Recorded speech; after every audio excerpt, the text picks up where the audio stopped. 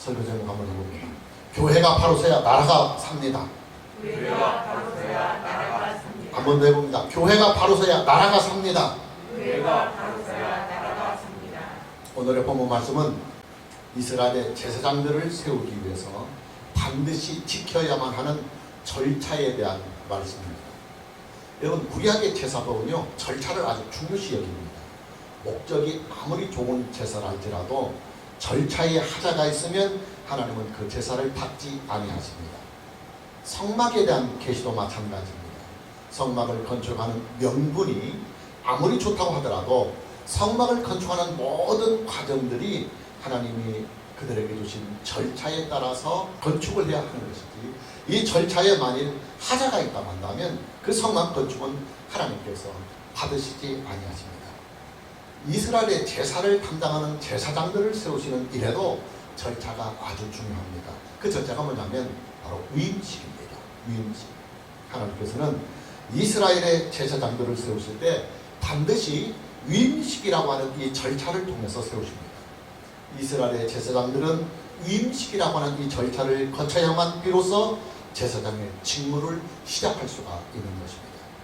여러분, 위임식이라고 하는 것은요, 하나님께서 사람에게 직분을 주셔서 그를 사용하려고 하실 때 그 사람의 직분과 또 그 사람의 직임이 사람으로부터 나온 것이 아니라 하나님께로부터 나왔다고 하는 이 사실을 만인에게 선포하는 공식적인 선포식입니다. 따라서 위임식은 반드시 공식적으로 행해져야만 하고, 그리고 공개적으로 행해져야만 합니다. 본문 1절에서부터 3절 말씀을 보면 하나님께서 모세에게 말씀하시는 것입니다. 너는 아론과 그의 아들들과 함께 그 의복과 관유와 속죄제의 숫송아지와 순양 2마리와 무교병 한 광주리를 가지고 온 회중을 회막문 앞에 모으라고 말합니다. 아론과 그의 아들들은 제사장으로 위임을 받은 대상자들입니다. 하나님께서는 아론과 그의 아들들을 이스라엘의 제사를 담당하는 제사장 가문으로 지금 세우시려고 하십니다. 아론과 그의 아들들은 제사장 위임식에 필요한 제물들과 그리고 기물들을 다 가지고 하나님께서 명하신 거룩한 장소에 모입니다. 그 거룩한 장소가 어디냐면 회막문 앞입니다. 회막문 앞에는 하나님께 제사를 드리는 번제단이 있습니다. 그리고 제사장들의 정결 예식에 필요한 물두멍이 있습니다. 제사장을 세우는 위임식의 장소로 최적의 장소인 것입니다. 자, 이스라엘의 제사장들을 세우시는 위임식에는 증인들도 함께 있어야 합니다. 그 증인들이 누구냐? 이스라엘 백성들이 증인들입니다. 하나님은 이스라엘의 온 회중을 제사 위임식의 증인들이 되게 하시기 위해서 이스라엘의 온 회중을 회막문 앞에 모이게 하십니다. 물론 회막문 앞에 모인 이스라엘의 온 회중은 이스라엘 백성들을 대표하는 족장들이 모였을 것으로 보여집니다. 왜냐하면 약 200만 명이 넘는 그 엄청난 백성들이 그 회막문 앞 좁은 공간에 다 모일 수는 없었기 때문입니다. 아마도 이스라엘의 각 지파를 대표하는 족장들이 대표자의 자격을 가지고 참여를 했을 것으로 보여집니다. 제사장 위임식을 거행하려면 예식을 추리하는 집례자가 있어야 합니다. 그 집례자가 누구냐면 모세입니다. 모세는 하나님을 대리하는 권한과 자격을 가지고 제사장 위임식을 집례하게 됩니다. 이스라엘의 제사장 위임식은 7일 동안 계속되었습니다. 같은 장소에서 같은 대상들에게, 그리고 같은 증인들이 모인 가운데 같은 주례자가, 그리고 똑같은 절차와 똑같은 방법들을 7일 동안 계속해서 반복해서 행하도록 했습니다. 왜 이렇게 제사장의 위임식을 전 국가적인 행사로 하게 하시느냐? 하나님께서 이스라엘의 제사장들을 세우시는 이 일을 공식적으로 하시고, 그리고 공개적으로 하시기 위한 조치인 것입니다. 자, 중요한 것은 하나님께서 제사장들을 세우실 때 왜 공식적이며 공개적으로 하시느냐 하는 사실입니다. 제사장들에게 공신력을 주셔서 하나님께서 그들에게 맡겨주신 일을 책임과 권한을 가지고 할 수 있도록 힘을 실어 주시기 위해서 위임식이라고 하는 이 공식적인 절차를 거치도록 하는 것입니다. 여러분, 신약의 제사장들이 누구입니까? 예수님을 믿는 모든 사람들이 다 신약시대의 제사장들입니다. 누가 예수님을 믿는 사람들을 하나님 나라의 신약의 제사장으로 삼으셨습니까? 하나님께서 세우셨습니다. 어떻게 세우십니까? 성경 말씀으로 세우십니다. 따라서 성경 말씀은 하나님 나라의 공신력이 온전하게 보증이 된 언약의 보증서입니다. 성경이 보증하는 언약과 성경이 보증하는 말씀들은 절대적인 공신력이 있습니다. 하나님께서 하나님의 권세와 하나님의 능력과 하나님의 신실하심으로 공신력을 보증해 주시기 때문입니다. 자, 그렇다면 여러분, 저와 여러분이 하나님 나라의 제사장으로 살아가는 이 일에는요, 고난과 책임이 있다는 사실을 우리는 알아야 합니다. 우리에게 주어진 고난과 책임이 뭐냐? 구약의 제사장들이 가지고 있었던 고난과 책임입니다. 구약시대의 이스라엘 공동체는 제사장이 바로 서야 비로소 그들의 삶이, 이스라엘 백성들의 삶이 축복되고 그리고 평안이 왔습니다. 그러나 제사장들이 부패가 되면 이스라엘 공동체 전체에 큰 환란과 곤고가 있었습니다. 무슨 말이냐? 이 세상은 하나님 나라의 제사장들이 바로 서야 비로소 백성들의 삶이 축복이 되고 평안이 온다, 그 말입니다. 이 나라와 이 백성들은 교회가 바로 서야 비로소 축복이 되고 그리고 평안한 삶이 온다, 그 말입니다. 이스라엘의 제사장들은 하나님 앞에서 위임식을 거행하고 있습니다. 본문 1절에서 3절 말씀을 다시 보면, 여호와께서 모세에게 말씀하여 이르시되 너는 아론과 그의 아들들과 함께 그 의복과 관유와 속죄일 수송아지와 순양 2마리와 무교병 1광주리를 가지고 온 회중을 회막문에 모으라, 그렇게 말씀하십니다. 제사장 위임식은 회막문 앞에서 거행을 했습니다. 여기에 나오는 회막문은 성막의 뜰에서 성소 안으로 들어가는 출입구를 말하는 것입니다. 왜 회막문 앞에서 제사장 위임식을 하게 하시느냐? 첫째는 이스라엘 백성들이 들어갈 수 있는 성역의 자리가 거기까지입니다. 그리고 둘째는 회막문 앞에는 하나님께 제사를 드리시던 번제단이 있고, 또 이스라엘 제사장들의 정결 예식을 할 수 있는 물두멍이 있기 때문입니다. 자, 그러나 이런 이유들보다도 더 중요한 이유가 있습니다. 회막문 앞은 하나님께서 이스라엘 온 회중에게 하나님의 존재를 나타내시는 상징적인 자리라고 하는 사실입니다. 여러분, 우리는 보통 하나님께서 임재하신 자리, 그렇게 생각하면 번뜩 지성소가 떠오릅니다. 지성소는 하나님의 보좌가 있는 자리입니다. 하나님은 지성소에 있는 속죄소를 하나님의 은혜의 보좌로 정하셨습니다. 하나님의 보좌 앞은 이스라엘의 대제사장이 1년에 딱 한 번만 들어갈 수 있는 지극히 거룩한 영역입니다. 자, 그럼 회막문 앞은 무엇이냐? 회막문 앞은 이스라엘 백성들이, 제사장들이 아니라 이스라엘 백성들이 하나님께 제사를 드리는 영역입니다. 이스라엘 백성들은 회막문 앞에 있는 번제단에서 하나님께 제사를 드립니다. 우리가 참고 구절로 출애굽기 29장 42절 말씀을 보면, 이는 너희가 대대로 여호와 앞 회막문에서 늘 드릴 번제라. 내가 거기서 너희와 만나고 네게 말하리라 그랬습니다. 하나님은 회막문 앞을 하나님께서 이스라엘 온 회중에게 하나님의 존재를 나타내시는 거룩한 자리로 선포해 주셨습니다.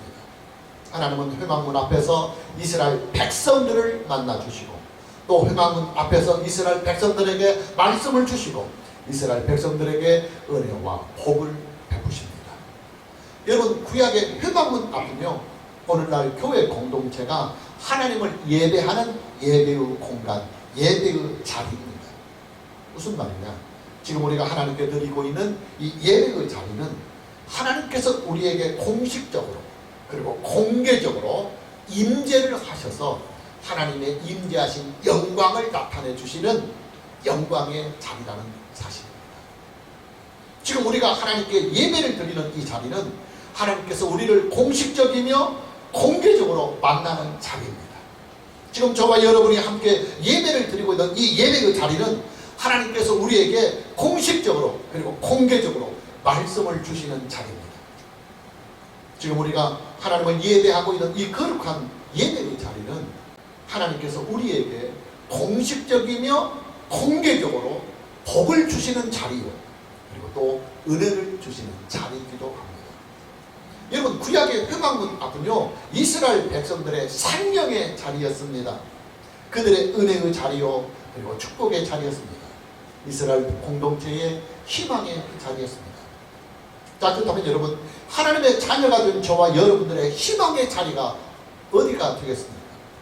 하나님께서 공식적으로 우리에게 임하시는 자리, 또 하나님께서 공개적으로 우리에게 임하시는 자리, 우리에게 임하셔서 우리에게 말씀을 주시고 우리의 기도를 응답해 주시고 우리의 예배를 기쁘게 받으시며 우리에게 은혜와 복을 주시는 그 자리, 바로 그 예배의 자리가 저와 여러분의 생명의 자리이며 희망의 자리이며 축복과 은혜의 자리인 것입니다. 좀 더 축소해서 말씀을 드리면, 교회 공동체가 주일에 드리는 공예배, 지금 저와 여러분이 지금 드리고 있는 이 자리, 주일의 공예배의 자리가 하나님께서 신약의 제사장들, 신약의 교회에게 하나님께서 공식적이며 공개적으로 임재하셔서 그들을 만나주시고 그들에게 말씀을 주시며 그들에게 은혜와 복을 주시겠다고 하는 약속이 있는 은혜의 자리입니다. 여러분, 저와 여러분이 들고 있는 주일의 이 공예배는요, 하나님께서 임재하신다고 하는 언약이 공식적이며 공개적으로 주어진 자리입니다. 하나님의 언약의 말씀이 공식적이며 공개적으로 선포되는 자리입니다. 하나님께 대한 우리의 신앙과 그리고 우리의 섬김이 가장 합당하게 하나님께 드려질 수 있는 자리가 바로 저와 여러분이 주일날 함께 모여서 하나님께 공예배를 드리는 바로 이 거룩한 예배의 자리가 되는 것입니다. 당연히 예배의 자리는 우리의 희망의 자리입니다. 오늘 저와 여러분 모두에게 하나님께서 우리에게 주신 이 희망의 자리를 충분하게 잘 활용하고 그리고 충분하게 잘 누려갈 수 있는 은혜가 있기를 먼저 주님의 이름으로 축복합니다. 하나님은 제사장들의 위임식에 무엇을 포커스로 맞추어서 7일 동안 위임식을 거행하게 하시느냐면 거룩함, 이 거룩함에 포커스를 맞추고 제사장들의 위임식을 7일 동안 계속 거행하게 하셨습니다. 이스라엘의 제사장이 될 사람들을 물두멍이 있는 물로 그들을 식였습니다. 그리고 그들에게 거룩한 예복을 입히고 거룩한 관유를 부었습니다. 그리고 다시 그들로 하여금 하나님께 속죄제와 번제와 그리고 소제와 화목제를 드리게 하셨습니다. 그리고 이 모든 일들을 무려 일주일 동안 매일같이 같은 일을 반복하게 하셨습니다. 일주일 동안 제사장으로 위임을 받는 사람들은 아예 회막문 앞에서 나올 수가 없었습니다. 거기서 떠날 수조차 없었습니다. 그 안에서 일주일 동안 살아야 했습니다. 이 모든 절차와 과정들은 다 무엇을 위한 일들이냐? 제사장들의 속죄와 그리고 정결의 절차를 받는 과정이었습니다. 이스라엘 제사장들의 거룩함을 위한 절차요, 그리고 거룩함을 위한 과정이었던 것입니다. 여러분, 구약시대의 제사장들의 영적인 생명력은요, 거룩함에 있었습니다. 거룩함. 하나님은 거룩하신 분이시기 때문에 당연히 하나님을 섬기는 이스라엘의 제사장들도 거룩해야만 했습니다. 그러기에 하나님은 제사장들의 위임식을 거룩함에 포커스를 맞추고 디자인을 하셨습니다. 모세는 제사장들의 위임식을 집례하면서 그 위임식의 포커스가 제사장들의 속죄에 있다고, 거룩함에 있다고 분명하게 짚어주고 있습니다. 오늘 본문 34절과 35절 말씀을 보면 오늘 행한 것은, 지금 그 제사장들의 위임식을 말하는 것입니다. 오늘 행한 것은 여호와께서 너희를 위하여 속죄하게 하시려고, 속죄하게 하시려고, 거룩함에 포커스를 맞춘다 그 말이에요. 속죄하게 하시려고 명령하신 것이니 너희는 7주야를 회막문에 머물면서 여호와께서 지키라고 하신 것을 지키라. 그리하면 사남을 면하리라. 내가 이같이 명령을 받았느니라. 그렇게 선포하고 있습니다. 여러분, 신약시대의 제사장들이 된 저와 여러분들의 영적인 생명력은요, 거룩함이 있어요. 거룩함. 우리는 거룩함으로 하나님을 믿어야 합니다. 우리의 믿음은 거룩한 믿음이 되어야 합니다.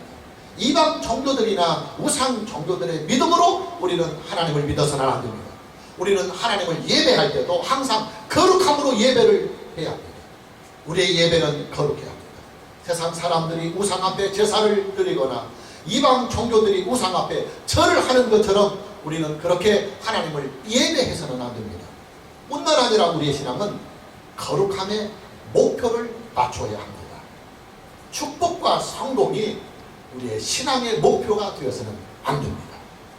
한국교회가 안고 있는 가장 큰 위험은 신앙의 목표를 거룩함에 두지 않고 축복과 성공에 두고 있다고 하는 이 사실입니다. 한국교회가 처음부터 이러지는 않았어요. 그러나 언제부터인가 축복과 성공신앙을 강조하는 교단들이 생겨나고 또 이런 교단들이나 교회들이 크게 부흥을 하고 성장을 하니까 서서히 한국교회는 축복과 그리고 성공신앙이 대세를 이루게 되었습니다. 그 결과가 뭐냐? 그들의 목표대로 교회가 크게 숫자적으로 성장하는 교회의 대형화가 되는 일은 이루어졌습니다. 그래서 한 교회에 수만 명, 수십만 명이 모이는 큰 교회를 이루게 되었습니다. 그러나 거룩함에는 실패하고 말았습니다. 여러분, 지금의 한국 교회가 직면하고 있는 가장 큰 문제는 한국 교회에 대하여 사회가 존경심이 현저하게 떨어지고 있다고 하는 이 사실입니다. 악의적인 비난들이 한국 교회를 쇄도하고 있습니다. 요즘 같으면요, 어디 가서 목사라고 말하기가 겁이 날 정도입니다. 한국 교회가 이렇게 큰 위기에 빠지게 된 결정적인 이유가 뭐냐면 한국 교회의 거룩함의 상실에 있습니다. 신앙의 목표를 거룩함에 두지 아니하고 축복과 성공을 신앙의 목표로 삼고 믿음 생활을 하기 때문에 한국 교회가 현저하게 거룩성이 떨어지고 있다는 사실입니다. 어떻게 거룩해질 수가 있느냐? 우리의 신앙에 있습니다. 여러분, 기독교 신앙은요, 행위나 성품으로 이루어가는 의가 아니라 오직 하나님의 은혜의 의를 믿음으로 말미암아 내 것이 되게 하는 믿음의 의가 하나님이 우리에게 주시는 의입니다.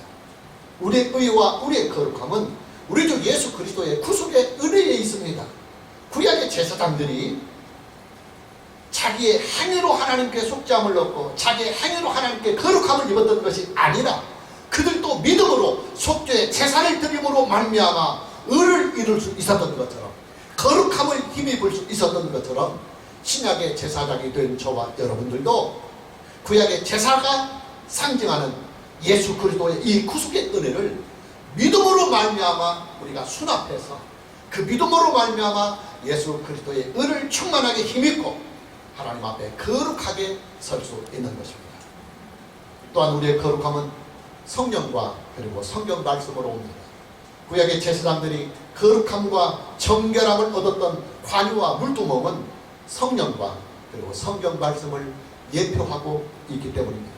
따라서 한국교회가 거룩해지려면, 한국교회가 거룩함을 회복하려면 목사들의 설교가, 목사들의 메시지가 성도들에게 거룩함으로 임할 수 있도록 예수 그리스도의 구속의 복음을 전하는 설교가 되고, 그리고 거룩함을 강조할 수 있는 거룩함을 증가하는 설교가 되어야 하는 것입니다. 이게 안 되면 미안하지만 한국교회의 거룩성의 회복은 어쩌면 불가능해질 수도 있을 것입니다. 오늘 저와 여러분 모두에게 우리 주 예수 그리스도의 구속의 은혜 안에서 성령과 성경 말씀으로 거룩함을 힘입는 은혜가 있기를 주님의 이름으로 축복합니다. 자, 이렇게 세워진 이스라엘의 제사장들은 권한과 책임이 이제부터 주어집니다. 첫째, 제사장들은 이스라엘의 온 회중을 신앙적으로 대표하는 권한과 그리고 책임을 가집니다. 여러분, 한 나라를 신앙적으로 대표한다고 하는 이 사실은요, 엄청난 무게감이 있는 일입니다. 이스라엘의 제사장들은 이스라엘 공동체의 신앙을 대표하는 대표자들입니다. 이들에게는 이스라엘 백성들을 대표해서 하나님의 성소에 들어가 하나님을 섬길 수 있는 권한과 책임이 주어지게 됩니다. 이스라엘의 제사장들이 하나님을 섬기는 이 일을 잘하게 되면 이스라엘 공동체 전체에게는 하나님의 은혜와 복이 그리고 평강이 임하게 됩니다. 그러나 제사장들이 하나님을 섬기는 이 일에 하자가 있게 되면 이스라엘 백성들 전체에게 큰 어려움과 환난과 권고가 따르게 됩니다. 여러분, 대표자라고 하는 것은요, 그가 속한 공동체 전체를 대표하는 권한을 일단 행사할 수 있습니다. 아주 엄청난 권한입니다. 그러나 동시에 대표자라고 하는 것은 권한만 가지는 것이 아니라 그 공동체를 위한 책임도 갖습니다. 그 책임이 뭐냐면 그가 대표하고 있는 공동체 전체에게 이익을 주고 유익을 줘야 하는 책임이 있는 것입니다. 우리는 최근에 우리나라의 정치사에서 탄핵이라고 하는 이 말을 뉴스를 통해서 자주 듣고 있습니다. 어떤 공동체를 대표하는 권한을 가지고 있는 사람이 그 권한을 남용하거나 또 그 권한을 행하기 위해서 그가 대표로 있는 공동체에게 큰 손해를 주거나 큰 상처를 줄 때 그 대표자는 탄핵의 사유가 되는 것입니다. 제사장의 탄핵을 누가 하느냐? 물론 하나님께서 하십니다. 제사장에게 대표권을 주신 분이 하나님이시요, 또 제사장들에게 권한과 책임을 주신 분도 하나님이시기 때문에 그들을 탄핵할 수 있는 분도 하나님이십니다. 문제는 이제 신약시대의 제사장들입니다. 노노의 말씀을 드리지만 신약시대의 제사장들은 예수님을 믿는 모든 사람들이 다 신약시대의 제사장들입니다.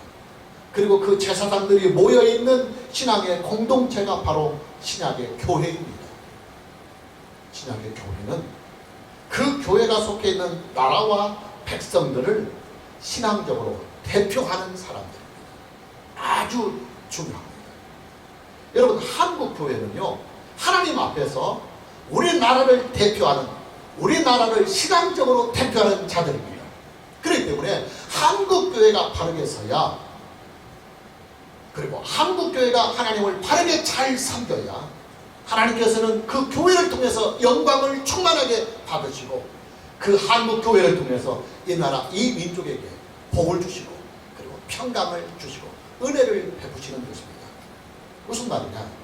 나라가 흉흉하고 백성들의 삶이 고단한 근본적인 원인은 나라와 민족을 신앙적으로 대표하는 교회에게 그 책임이 있다, 그 말이에요.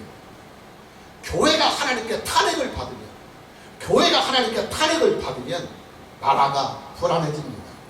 백성들의 삶이 곤고해집니다. 교회가 바로 서야 하는 근본적인 이유가 되는 것입니다. 둘째로 이스라엘의 제사장은 이스라엘 온 회중을 하나님께 중보하는 중보자의 권한과 중보자의 책임을 동시에 갖습니다. 중보자란 대립의 관계에 있는, 불편한 관계에 있는 이 두 당사자들 사이에서 이 불편한 관계, 대립에 있는 이 두 당사자의 가운데서 화해를 이루고 그리고 화평의 관계를 이루게 하는 자를 중보자라고 합니다. 이런 중보자의 개념이 하나님과 사람 사이에 사용이 되면 그 중보자는 우리의 구원자가 되고 그리고 우리의 믿음의 주님이 되신 것입니다. 당연히 중보자가 되려면 자격이 있어야 합니다. 하나님과 사람 사이에 깨어진 이 관계를 화목하게 하고 화평케 할 수 있는 자격이 있어야 합니다. 그런데 여러분, 하나님과 인간 사이에 깨어진 관계의 원인이 무엇입니까? 죄 때문에 관계가 깨어졌습니다. 그러니까 하나님과 우리 사이에 중보자가 되려면 반드시 우리가 가지고 있는 죄의 문제를 온전하게 해결해 줄 수 있는 그분만이 우리의 중보자가 될 수 있는 것입니다. 당연히 하나님과 사람 사이의 관계를 중보해 줄 수 있는 분은 바로 예수 그리스도 한 분뿐이십니다. 우리가 참고 구절로 디모데전서 2장 5절 말씀을 보면 하나님은 한 분이시요 또 하나님과 사람 사이의 중보자도 한 분이시니 곧 사람이신 그리스도 예수라 그랬습니다. 예수님은 우리를 하나님께로 중보하시기 위해서 자기의 몸을 우리를 위한 속죄의 제물로 하나님께 드리셨습니다. 하나님께서는 예수 그리스도를 죽은 자 가운데서 다시 살리셔서 예수 그리스도에게 하나님과 우리 사이를 중보하는 중보자의 자격과 그리고 중보자의 권한을 주셨습니다. 그렇게 예수 그리스도는 우리의 구원자가 되시고 또 우리의 믿음의 주님이 되시는 것입니다. 자, 그럼 구약의 제사장들은 무엇이냐? 구약의 제사장들이 하는 중보는 무엇이냐? 참된 중보자이신 예수님이 이 세상에 오실 때까지 한시적이며 임시적으로 진짜 중보자는 아니지만 아직 진짜 중보자가 오시지 아니하였기 때문에 이 땅에 있는 인간을 하나님께 중보하기 위해서는 잠깐 동안이자마 중보자의 기능과 역할을 감당할 수 있는 사람이 필요해서 세운 자들이 바로 구약의 제사장들입니다. 여러분, 구약의 제사장들은요 참되고 영원한 제사장이 아닙니다. 왜냐? 첫째, 구약의 제사장들은 그들 자신들이 죄인입니다. 그러니 제사장 본인들도 원칙적으로 다 하나님의 진노의 대상이요 멸망의 대상들이기 때문에 그들은 결코 우리를 하나님께로, 구약의 백성들을 하나님께로 중보할 수가 없었던 것입니다. 둘째로, 구약의 제사장들은 하나님께 드리는 속죄의 제사를 예수님처럼 자기의 몸으로 드리는 것이 아니라 짐승으로 드렸습니다. 그렇기 때문에 구약의 제사장들은 원칙적으로는 중보자가 될 수 없습니다. 그러나 참된 중보자가 이 세상에 오시기 전까지는 누군가가 중보자의 역할을 해야만 하기 때문에 하나님은 제사장들을 세우셔서 그 제사장들로 하여금 중보자로서의 역할과 기능을 잠시 동안 감당을 하게 하신 것입니다. 여러분, 저와 여러분들을 하나님께 중보하실 수 있는 분은요 오직 우리의 믿음의 주님이시며 우리의 구속의 주님이신 예수 그리스도 한 분뿐이십니다. 자, 그럼 신약시대의 제사장들인 저와 여러분들은 어떤 역할과 어떤 기능을 할 것이냐? 구약의 제사장들처럼 저와 여러분은 참된 중보자는 아니십니다. 우리도 중보자가 있어야만 하나님을 예배할 수 있고 하나님께 나아갈 수 있는 죄인들입니다. 우리는 원칙적으로 참된 중보자는 아니지만 구약의 제사장들처럼 중보자의 역할과 중보자의 기능을 감당하고 있습니다. 누구를 중보하느냐? 믿지 아니하는 이 세상 사람들을 하나님께 중보하는 역할과 기능을 가지고 있습니다. 어떻게 중보하느냐? 전도를 통해서 그들에게 예수 그리스도의 복음을 전해서 그들로 하여금 하나님의 백성이 되게 하고 또 하나님의 구원하시는 은혜를 입게 하는 그 일을 통해서 우리는 중보의 기능을 감당할 수 있고 또 우리가 그들을 위하여 주 예수 그리스도의 이름으로 하나님께 기도할 수 있기 때문에 기도를 통해서 우리는 이 세상의 중보자의 역할과 기능을 감당할 수가 있는 것입니다. 자, 무슨 말이냐? 교회가 바로 서야 세상이 살 수 있다는 말입니다. 교회가 세상을 중보하는 그 역할과 기능을 바르게 잘 감당을 해야만 나라가 바로 세워지고 그리고 그 나라 안에서 살아가는 백성들의 삶이 축복되고 평안해질 수가 있다는 것입니다. 최근 들어서 전 세계가 코로나19 사태로 상당한 위기감을 가지고 있습니다. 물론 자연적인 현상이라고 말할 수도 있습니다. 그러나 하나님의 절대적인 주권과 하나님의 섭리와 하나님의 경영을 믿는 우리는 이 전 세계가 흉흉하고 그리고 전 세계에 속한 나라와 그 백성들의 삶이 곤고해질 때는 중보자로서의 책임, 중보자로서의 책임을 우리 스스로가 통감할 수 있어야 합니다. 그리고 하나님께서 교회에게 주신 이 중보자로서의 역할과 기능을 잘 감당을 해야 합니다. 교회가 바로 서야 세상이 바로 서고 교회가 바로 서야 나라와 백성들이 축복을 누리며 평온해질 수가 있기 때문입니다. 왜냐? 교회는 이 세상에서 신앙적으로 이 세상의 사람들을 대표하는 대표자들입니다. 또 이 세상에 믿지 아니하는 사람들을 하나님께로 중보하는 역할과 기능을 가지고 있는 신약시대의 제사장들이기 때문입니다.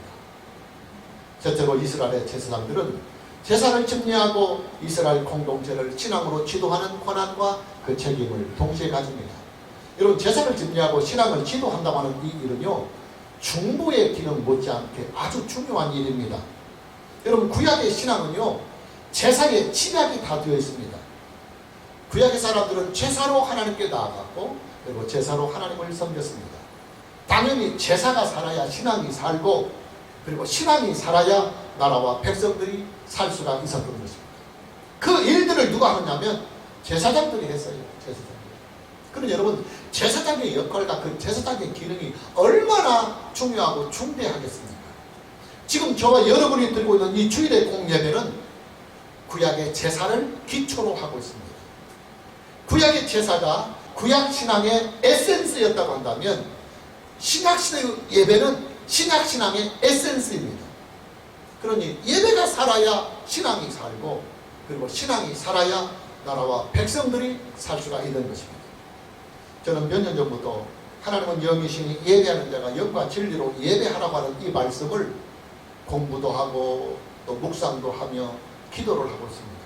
그리고 조금씩 말씀에 눈이 띄어지면서 예배에 대한 개혁들을 계속 쭉 해오고 있습니다. 예배 안에 우상이 될 수 있는 성질이 있거나 성경에 걸림돌이 되고 있는 모든 요소들은 철저하게 제거해 나가고 있습니다. 예배를 드리는 잘못된 습관이나 잘못된 예배관들도 모질게 마음을 먹고 지금 고쳐나가고 있습니다. 예배 안에 있는 기복적인 요소들, 그리고 미신적인 요소들, 그리고 하나님의 거룩성과 교회의 거룩성과 예배 공동체의 거룩성을 훼손하는 세속적인 요소들, 그리고 영과 진리로 하나님을 예배하라고 하는 이 말씀에 충돌이 되는 모든 요소들은 생각이 다른 대로 지금 다 고쳐나가고 있어요. 여러분, 신약시대의 예배는요, 연출이 아닙니다. 더더욱 쇼도 아닙니다. 우리의 예배는 우리 주 예수 그리스도와 연합이 된 이 신앙을 가지고 성령의 교통케 하시는 이 은혜를 따라 오직 성경 말씀으로 하나님을 예배하는 것이 바로 신약시대의 저와 여러분이 드리고 있는 예배인 것입니다. 이 예배가 살아야 교회가 삽니다. 그리고 교회가 살아야 나라와 백성들이 살아날 수가 있는 것입니다. 구약의 제사장들은 신앙의 지도자들이었습니다. 구약의 제사장들은 신앙의 지도자들이었습니다. 이스라엘 백성들의 신앙을 리더하고 이스라엘 백성들의 신앙을 지도하는 자들이었습니다. 여러분, 구약의 사람들은요, 제사장들의 신앙을 따라갈 수밖에 없어요. 왜냐하면 백성들의 신앙이 말씀을 통해서 오고 가르침을 통해서 오고 교육을 통해서 오는데, 그들에게 신앙을 가르치고 교육하고 말씀을 전하는 자들이 제사장들이기 때문에 구약의 이스라엘 백성들은 당연히 그들의 제사장의 신앙을 그대로 따라가게 되어 있어요. 여러분, 예수님을 믿지 않는 세상 사람들이요, 기독교 신앙을 어디에서 찾고 어디에서 발견하는 줄 아십니까? 교회를 보고 그들은 기독교 신앙을 접하게 됩니다. 교회가 기복신앙에 쩔어 있으면 세상 사람들은 기독교 신앙은 복을 찾고 그리고 복을 구하는 신앙이구나, 그렇게 알아버립니다. 교회가 이기적인 신앙으로 쫙 쩔어 있으면 세상은 기독교 신앙을 이기적인 신앙으로 봅니다.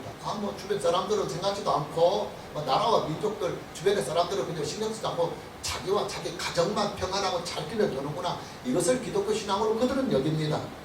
교회가 물질에 집착하고 교회가 교인들 숫자에 집착을 하게 되면 세상 사람들은 기독교 신앙을 어떻게 보냐면 기독교 신앙은 기업이구나, 회사구나, 그렇게 합니다. 교회가 바로 서야 세상이 바로 서고, 기독교의 신앙이 바르게 세워져야 세상이 기독교의 신앙을 바르게 알 수가 있는 것입니다. 자, 마무리합니다. 교회가 바로 서야 나라와 백성들의 삶이 축복이 되고 평안해질 수 있습니다. 왜냐하면 교회는 세상 사람들을 하나님 앞에서 신앙적으로 대표하며 또 세상 사람들을 하나님 앞에서 중보하는 역할과 기능을 가지고, 그리고 또한 세상 사람들에게 삼위일체 하나님을 증거하고 기독교의 이 구원의 신앙을 증거하는 사람들이기 때문에 교회가 바로 서야 나라가 바로 서고, 그리고 교회가 바로 서야 나라에 하나님이 주시는 은혜와 축복과 평강이 임할 수 있는 것입니다. 그러나 교회가 어지러우면 나라와 백성들 전체에게 삶의 곤고가 환란이 오는 것입니다. 왜 그러느냐? 교회는 하나님 나라의 제사장들이기 때문입니다. 오늘 저와 여러분 모두에게 하나님께서 우리에게 주신 이 제사장의 권한과 책임을 잘 감당할 수 있는 은혜가 있기를 주님의 이름으로 축복합니다. 찬양합니다.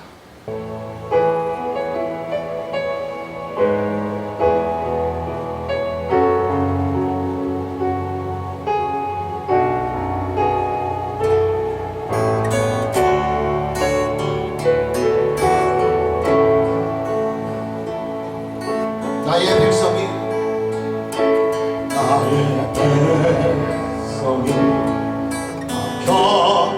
경기하여 내게 기도하며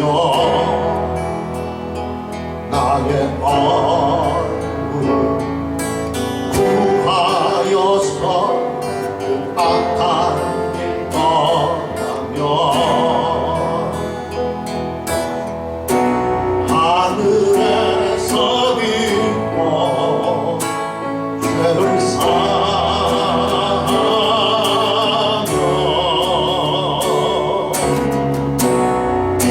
이들의 땅이 거칠다